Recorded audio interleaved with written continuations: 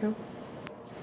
Hello, my name is Esley Caldwell. I am an acupuncturist with Caldwell Family Wellness, and I want to speak with you today about what is energy. A lot of times when people think of acupuncture and we're talking about energy, people can think of this concept of chi as being some sort of woo-woo thing that's kind of out there and made up or whatever. And the reality is much further from that. There certainly is a mystical aspect to chi and to working with energy, and it is also something that is part of our everyday lived experience as people. It is something that affects us all the time, and it even will enter into our discussions and our expressions and the ways that we talk about our experience as people. So, for example, if you wake up in the morning and you feel like you have a lot of, if you wake up in the morning and you feel great, you feel ready to go, you feel energized, you may say, I feel like I have a lot of energy today. On the flip side, if you're feeling tired or sluggish or hitting the snooze button, you may roll over and say, I feel like I don't have much energy today. So it's part of our conversation, part of our experience.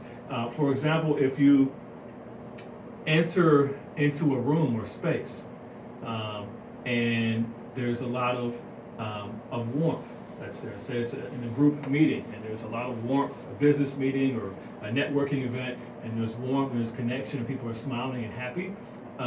At the conclusion of that gathering, people often say that there's a lot of great energy in this group.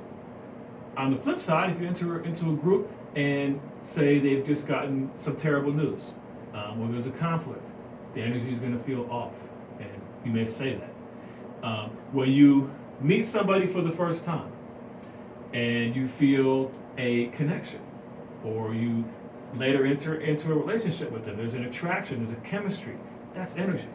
When you get a pet for the first time and you connect with that pet and there's a reciprocal connection and you feel, that's energy. And frankly, the way animals communicate a lot is through energy, through that sense of feeling. When your dog just doesn't like somebody, that's energy. So these are some of the ways that energy is part of our experience. It affects our emotions. It affects how we feel day to day, moment to moment. It is not out there. It's not some kind of woo-woo thing. It's something that is part of our experience as people. It's what makes our experience unique.